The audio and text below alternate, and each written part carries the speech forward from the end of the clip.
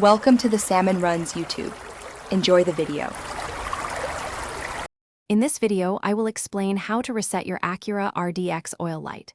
First, turn your vehicle's ignition to the on position without actually starting the engine. Look for the SEL/reset button on your dashboard, usually near the instrument cluster.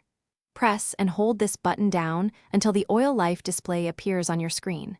This initial step is crucial for accessing the reset menu.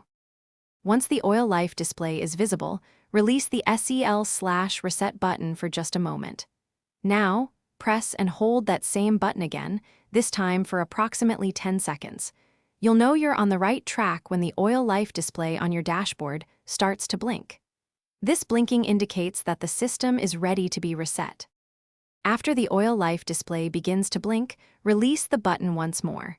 For the final step, press and hold the SEL/reset button one last time.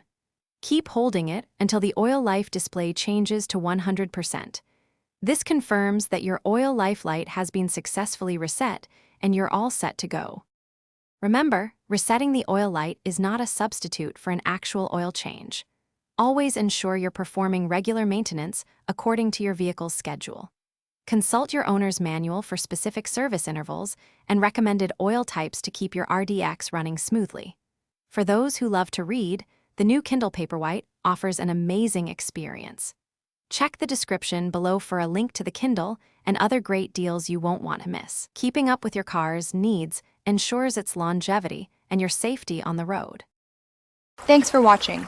Consider subscribing if we helped you.